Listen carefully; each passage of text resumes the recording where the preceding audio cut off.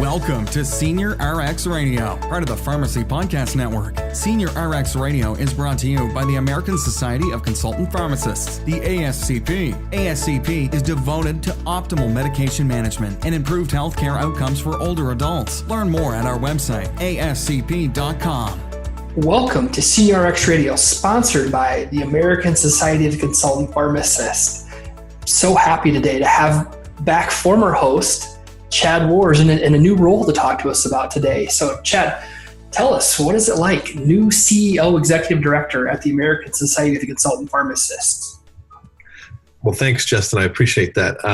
It's great. I mean, this is the role of a lifetime. I think if you're a pharmacist and you're passionate about moving the profession forward, I don't know how you don't look at an opportunity like this and see that based on all the pharmacists out there and all the work that they're doing, what an opportunity we have as a profession. And in terms of this job, being in Washington, D.C. and being close to the regulations and the legislation that impacts our profession, this is just, it's a lot of fun to think that we can push the ball forward. I think you're coming in at just an absolutely incredible time in senior care and certainly healthcare in general as well. So I couldn't be more excited when I talk about, I think, just the membership as a whole, I think is really excited. It's almost a palpable excitement out there for you taking over, because a lot of us know you really well. But for those of us who maybe don't know you as well, how did you get kind of to be into this role? Where did you start from in this world of senior care pharmacy? Well, I mean, I have a long history in pharmacy. So I grew up in a corner drugstore in Cincinnati, Ohio. I was a 14-year-old stock boy that became a technician, that became a delivery driver, that became an intern, that eventually became a pharmacist back in the day when you still got a bachelor's of science in pharmacy. So I'm an old school PharmD. I was a BS first, and I continued to go straight through and get my PharmD, but it afforded me the opportunity to practice as a pharmacist while I was going to PharmD school at that corner drugstore. And just like we've seen a lot in pharmacy, there's consolidation and there's sales, and that corner drugstore actually sold while I was a pharmacist in PharmD school. And I went and did some work in the retail sector to finish off my PharmD. And then I went right into a role in a long-term care pharmacy. And it's kind of a funny story. I'm pretty sure that I was hired because at that particular time, this long-term care pharmacy was trying to secure a 14 nursing home contract. And one of the stipulations was that they had to have a PharmD on staff, and they didn't. And here I was interviewing for a job. So I think I thought I did this great interview. I thought I really connected with the president of that pharmacy, and I'm sure I did, but it was funny in finding out later, well, in order to get this giant contract, we had to have a PharmD, and you showed up, so we hired you. So I was kind of a token PharmD, but that's what really got me into senior care. I was a pharmacist that wanted to practice clinically. I had gotten my PharmD, and this was an opportunity to jump into a clinical role with a pharmacy right out of school. So I started as really a support person for consulting. I wasn't even a consultant. I was kind of a resource for the consultants. And then I eventually became a consultant, ran the consulting department of that pharmacy, and eventually ran the entire pharmacy operation. And then about 11 years ago, I started my own consulting only company, left that pharmacy and started my own consulting company, which I did for the last 11 years, rolling into this opportunity with ASCP.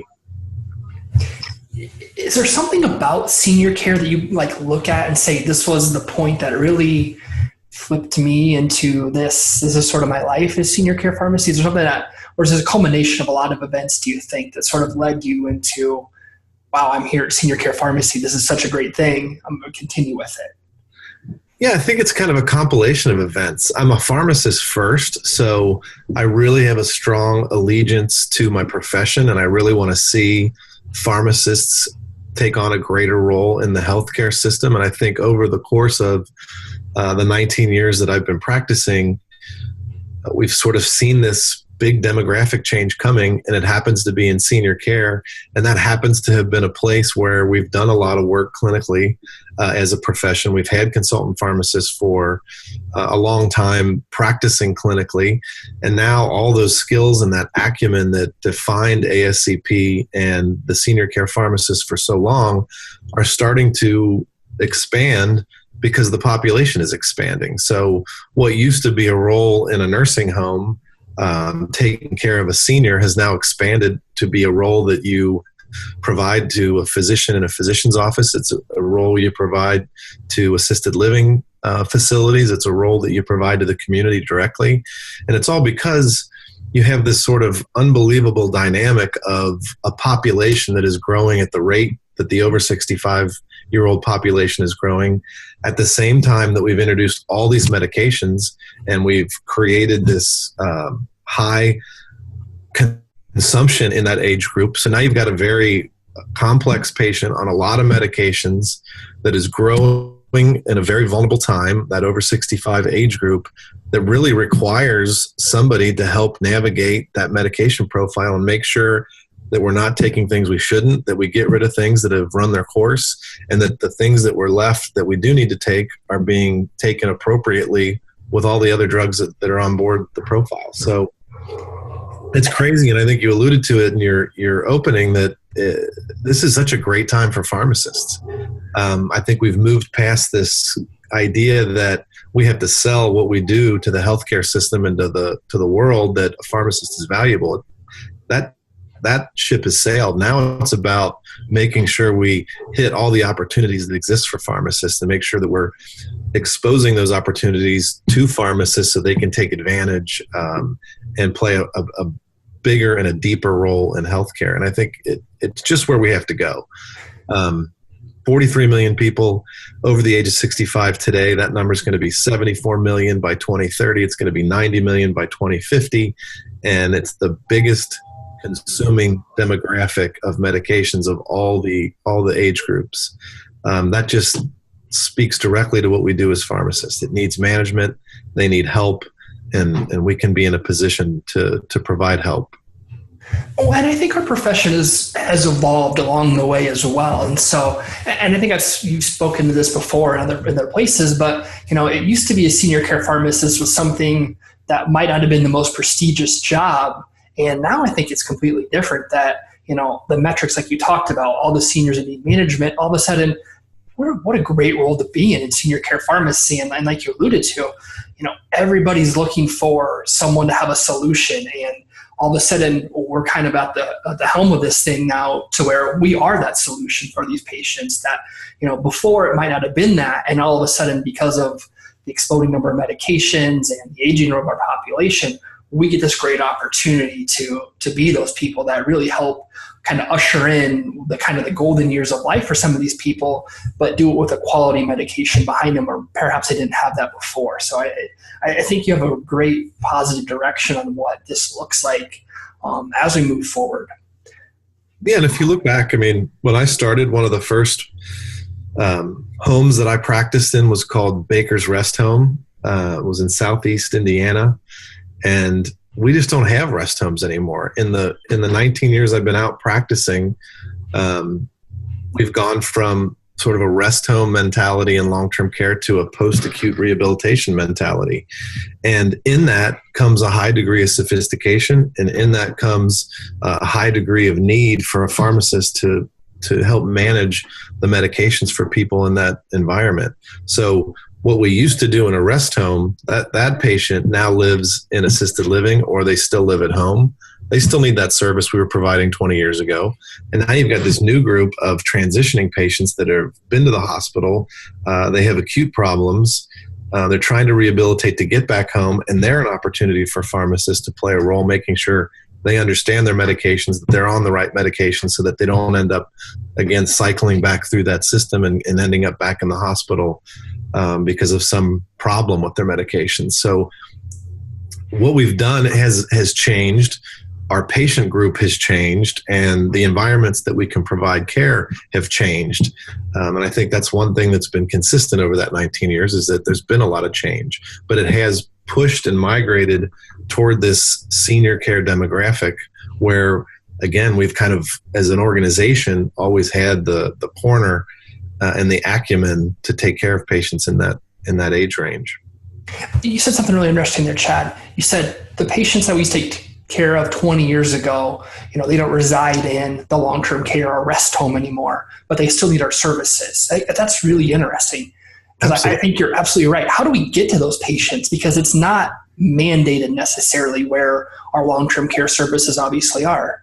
Right. It's exactly right. And I think you're seeing it. I mean, if you look around the country and you look at where pharmacists are starting to pop up, you have accountable care organizations hiring kind of population health pharmacists. You have insurance companies that have hired pharmacists. You've got pharmacists that have now learned how to work with physicians in primary care practices to make their practice, their physician practice better by having the pharmacist managing chronic care codes and chronic care management of patients and helping them with the metrics that define them to the insurance companies that in turn define their reimbursement as physicians. So you're seeing people reach in and grab pharmacists and say, hey, we need help managing this older patient with this very sophisticated drug regimen, with these very sophisticated diagnoses, and we know that you can do it. We've seen you do it in other places. Come over here and do it in this new environment.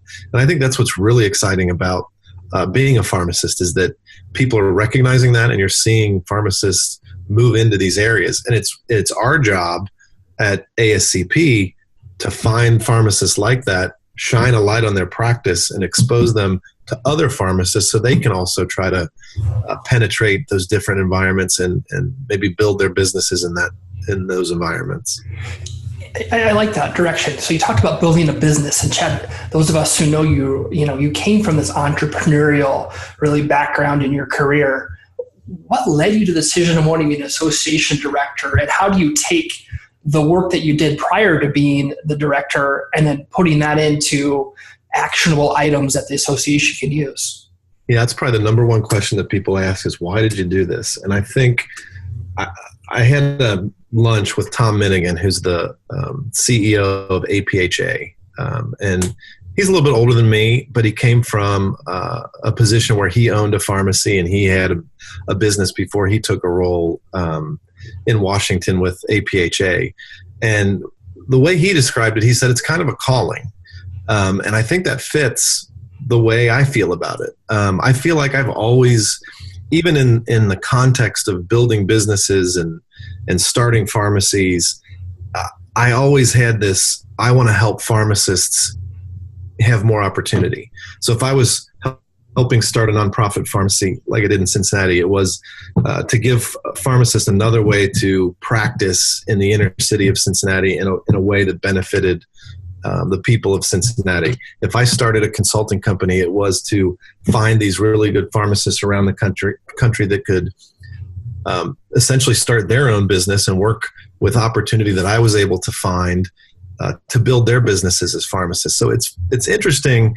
I don't look at it as a lot different than what I was doing. Yeah, I'm not a business owner anymore. I'm now running an organization, but I'm still doing the same kinds of things. I'm still out there trying to educate pharmacists on what opportunities are available and trying to hunt down opportunities or shape legislation and regulation to create opportunity for those pharmacists that are out there that have this acumen in senior care and can provide services, all in an effort to make our profession more prominent and to push us forward as pharmacists. So I don't see a whole lot of difference from the perspective of what is my mission. My mission is still the same. It's to help pharmacists grow and find opportunity and be the best pharmacists that they can be. And I think that's why I took the job. I think I think there's a compelling reason, as we've talked about, with the demographics and the opportunity that face the healthcare system to push pharmacists forward. And I enjoy that aspect of it. I enjoy trying to help all of us as pharmacists have more opportunity and be practicing at the top of our license. I think that's really interesting. It sounds like the entrepreneurial spirit lives on. Just your service is a bit different, but the mission remains the same. I love that. I think a lot of members will love that as well. what's been the biggest surprise being the CEO? Anything that Frank didn't tell you about or Tom didn't tell you about that? I think honestly, the biggest surprise, I think when you've been part of businesses, and I've been a part of a number of different businesses, not just the ones that I owned or started, but I was part of that long-term care pharmacy, and I've had different jobs. I think when you look at a nonprofit organization, you have this perception that they're this benevolent group out there, and they sit around the conference table and sing Kumbaya, and it's all just fun, and it's all benevolent, and you're giving back, and it's just this great feeling. And the reality is it's a lot like any other business. I think there are challenges, and those challenges are similar challenges that corner drugstores face. They're challenges that consulting companies face. Other places where pharmacists might work have the same kind of sort of issues that occur around the water cooler that any other business does. So that was kind of a surprise. But by the same token, and on the flip side of that being kind of a revelation as you come into this job, you see the same benefits and positives as well. So you have this very dynamic team, this very diverse team that comes from different places, some of which were within pharmacy and some of which are outside of pharmacy. And you really start looking at it just like you looked at some of your other businesses, where how do I maximize the talent that this staff has to achieve the goals that we have in this organization. And I think that's been a lot of fun, to get to know the staff, to get to know where their talents are, and to work every day to give them every opportunity to expose those talents and for them to practice at the height of whatever function they have, whether it's Bree as an education pharmacist, if it's Kavan as an education pharmacy technician, that's where her history is. It's been a lot of fun from that perspective. What are some of the most exciting things you're working with on right now? Maybe as members, you knew a little bit about it, but then now that you're kind of in this new role and you get this deeper understanding of all the functions that ASCP is doing, is there one or two things that really just grab you that you're really excited about and can't wait to expand on further? Yeah, I'm really excited about the Senior Care Directory. I think it was in the past when that was up and running at ASCP, I know I used that a lot to find pharmacists, to see who was out there and what they were doing in terms of their practice. So I'm excited that that's been launched recently, and then that's back up and able to serve not only other pharmacists, but also serve the public. They can find pharmacists and get an understanding of what a pharmacist could do for them. So that's exciting. I think this whole provider status that has been kicked around since I was in school 20 years ago is seemingly coming to a point where we might get some legislative action that does make us providers within the Medicare health system. I think that's exciting. And I think it's exciting from two perspectives, because when you look at what's going on with the healthcare system and value-based care, we're already providing. We're already doing the things that this, brass ring of provider status would offer us.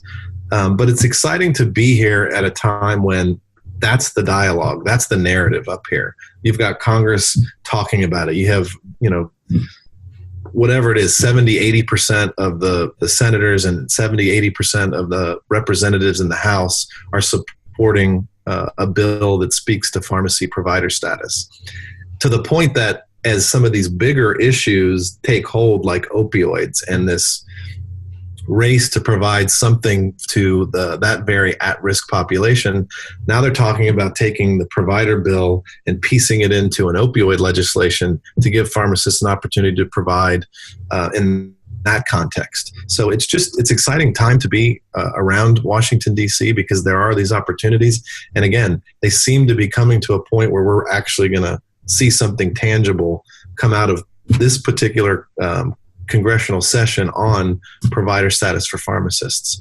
So there's anticipation there, there's excitement there, and then there's the real work of, if that does come to be, how do we get out there and expose it and teach everybody how they can use it to better their practice? And it kind of falls back into that cycle of what we're trying to do at ASCP. No, I love you mentioned that fact, because I do think you're right that, if the magical wand were to be waved and we were to be providers, how do we all of a sudden be providers? That probably looks a little different than the practice we currently have, even though you're right. We are practicing like that. It's the documentation and billing piece that we're going to have to do that is certainly going to be necessary of ASCP to be there for. And I'm glad you mentioned that. Yeah, I think what's fun about that is there are people out there. I know as part of the programming that we're putting together for annual meeting in November in Washington, D.C., we're going to be highlighting some pharmacists that are out there providing. They're doing the work that, we would all say provider status legislation promises. And they're out there doing it already. So giving them the exposure at a time when maybe by the time we come together in November, maybe we have provider status language already in place.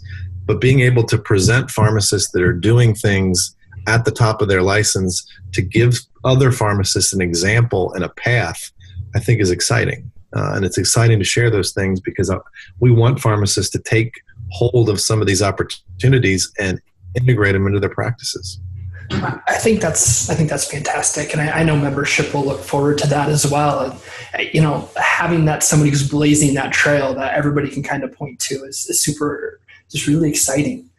If I were to give you unlimited resources and whatever it took to make your vision occur, what does long-term care, senior care pharmacy look like if things were sort of in this perfect utopian world? Well, that's a really good question. I think, and I don't think it's a pipe dream. I think this is the reality of the next 3 to 5 to 7 years.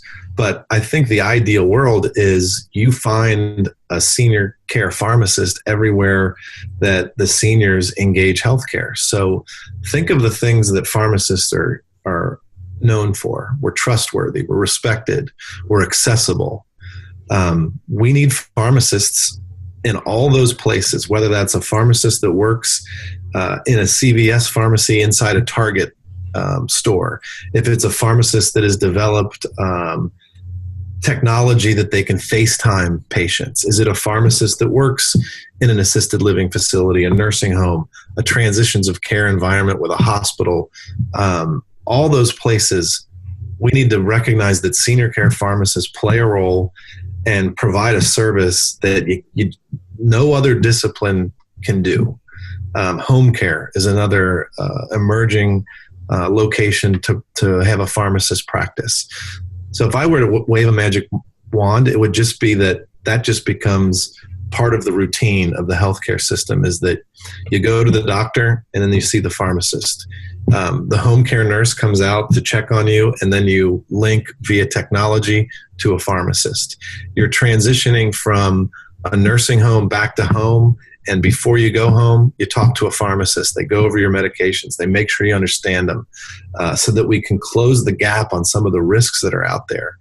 If you look at the risks that patients face in the healthcare system, there are risks that a pharmacist really can solve, can mediate.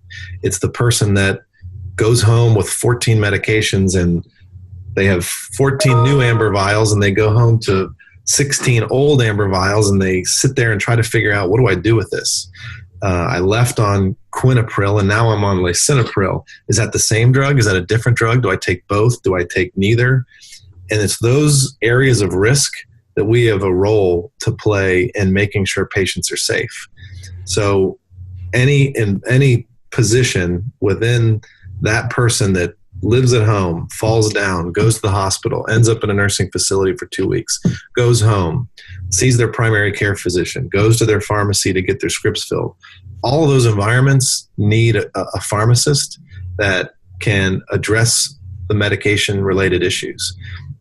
So if I had a magic wand, I would make sure there were pharmacists positioned in all those areas, and then I would probably make sure that we had this beautiful electronic medical record system where you could see everything in real time, and you wouldn't have to try to piecemeal stuff together and make guesses and reconcile medications in a in the way that we do them today in this sort of Tower of Babel environment. So maybe two things: make sure the pharmacists are all there practicing and available, and then make sure that we have electronic systems that can marry all that data together and that information together so that we're efficient at it. I think those are just absolutely beautiful ideas and ways to get there. How do you think that happens, though? Who do we need to educate? Is it legislators and get legislation in place? Is it, kind of allied health team member colleagues we need to educate? Is it patients? Who are we missing right now? Because I think what you described is how many of us would love to practice. How do we get there, do you think?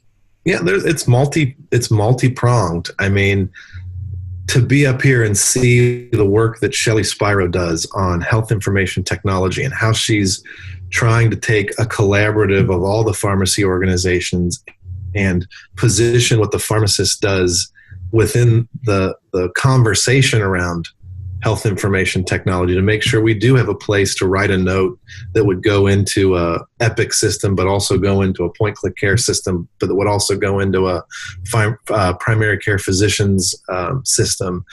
You need that approach so that we're not left outside the candy store when things start coming together. And it's unfortunate, but it's the way that that America works. I mean, you've got all these different companies. They're all trying to provide services. They're all very sensitive about their data. They're all very sensitive about who can see it and who they talk to and how they interrelate. And we've got to keep pushing to make sure that the pharmacist is in position to see those electronic records, to be able to provide to the payer systems that are out there, including the government payer systems. So we just get to keep fighting that sort of multi-front battle, jumping up and down and saying, hey, don't forget the pharmacist. Don't forget the pharmacist can do this. Don't forget that a pharmacist needs to be able to see that data in addition to the home care nurse and the physician when you're writing your regulations and rules around health information technology and health information systems. So we just got to keep grinding and making sure that we're at the table when these decisions are made and this legislation and regulations are written. And I think ASCP is in the perfect position to do those things, because I know as a member, I often hear about the things that ASCP is doing, and it's great to see the number of different venues you and your staff find yourselves in, because I do think you're doing that work on the part of membership. So I thank you from the members to you guys for that, because it's certainly work that we couldn't do. And I don't think there's a way for individuals necessarily to do that, but being part of the ASCP group allows you to navigate these things and be part of all these great conversations. And furthermore, just hear about the conversations that are going on, even if maybe it's not necessarily in your realm. You see when you're interacting with DEA, for example, and talking to them about rules that are cumbersome for long-term care pharmacy. When you're at APHA, I just think it's a wonderful experience to be able to see that as a member, even though it's advancing the practice. That might not be something you're involved in acutely. You can see your membership at work doing that. I think that's wonderful. Yeah, and I think that's you bring up some good points there, because when you look around at what ASCP provides and you look at the other organizations, we're all filling a need. We're all filling a gap. I had, as part of my onboarding, I spent a lot of time bouncing around to different conventions. I went to the AMCP convention. I went to the APHA convention. I've been to MHA, which is a pharmacy group purchasing organization. And they're different audiences. And what's unique about ASCP and the audience that we're trying to attract is that we're pharmacists that practice with seniors.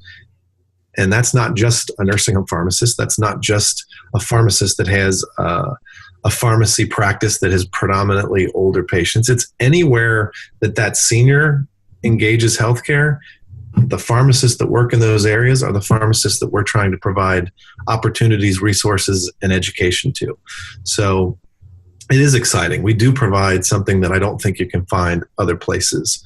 Certainly not at the level, and certainly not in the quantity that you can get them at our meetings. I mean, we're very focused on making sure that pharmacists that practice with seniors have the latest information, understand the latest changes in regulation and legislation, and can continue to push their practices and their profession. If you were an ask of membership or even just senior care pharmacists in general, what would that ask be, thinking back to your vision? What's the next step, and what can individuals do to sort of aid that and ASCP as a whole? I think that the biggest thing, and I get to see this because I get to run around and go to different meetings. I just went to the Washington State Pharmacists Association, where the local Washington ASCP chapter met. I just was at the Massachusetts ASCP meeting, where they did a joint meeting with the Massachusetts APHA group.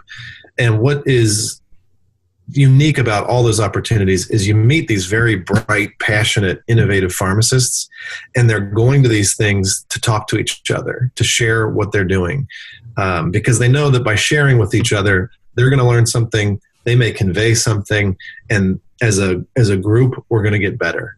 So if I were to ask members and other pharmacists that may not even be members, it's to take advantage of those opportunities to network and engage each other, because in those conversations, we're going to grow as a profession. We're going to grow as a society.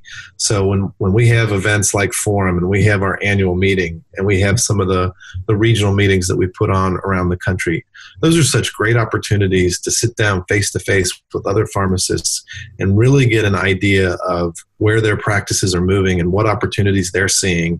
And maybe it's something that you pick up there that improves your practice, or maybe your practice is innovative and you're going to share with somebody that can then improve their practice in some other part of the country.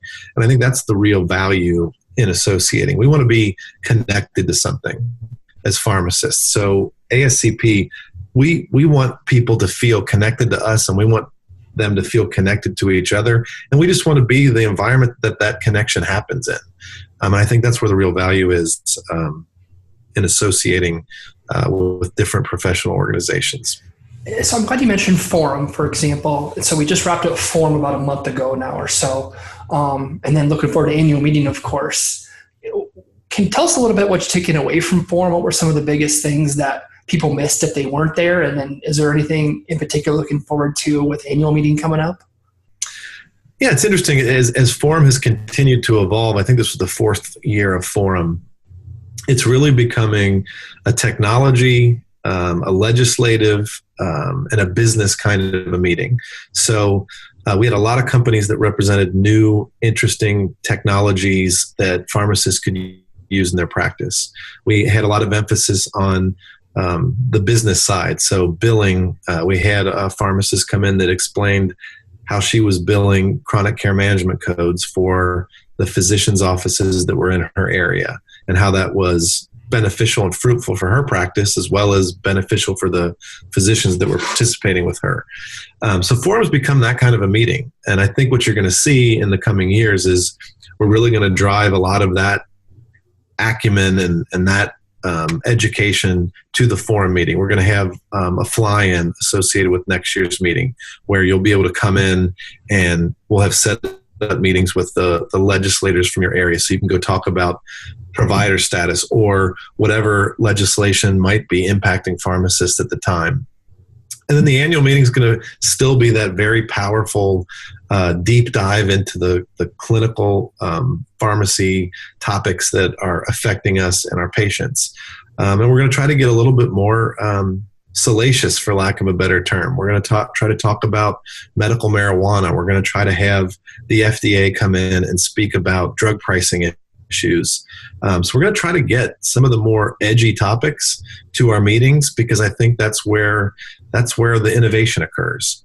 When pharmacists are looking at other pharmacists that have decided to take the risk and participate in medical marijuana, or when we see a pharmacist really providing leading edge solutions for drug pricing issues to get patients their medications in innovative ways, that's where we're going to find innovation. That's what I think people are going to find valuable to their practices. So I think you'll see that this year at annual, we have a heroes theme. So you're going to see this thematic and this overall strategy that ASCP brings, that's all designed and built around helping you improve your practice, whether you're a bench pharmacist at a corner drugstore, you're a pharmacist practicing in a long-term care pharmacy, you're a consultant that practices in nursing homes, you're a pharmacist that practices within a physician's office or community-based practice. We're going to have education that's designed to help you build up your practice. Fantastic, Chad. And we're going to have you on again, I'm sure, as annual meeting approaches to make sure everybody understands all the great things that are going to be happening as part of the annual meeting benefits. So I just thank you so much today. And you know, you've been around ASCP for a long time, of course, and many of us know you that are ASCP members or involved with senior care. But I think all of us are really looking forward to your direction and everything you're going to bring to ASCP. So thank you so much for your time today, and we all look forward to interacting with you in the future as well. If somebody wants to find you on social media, how could they do that?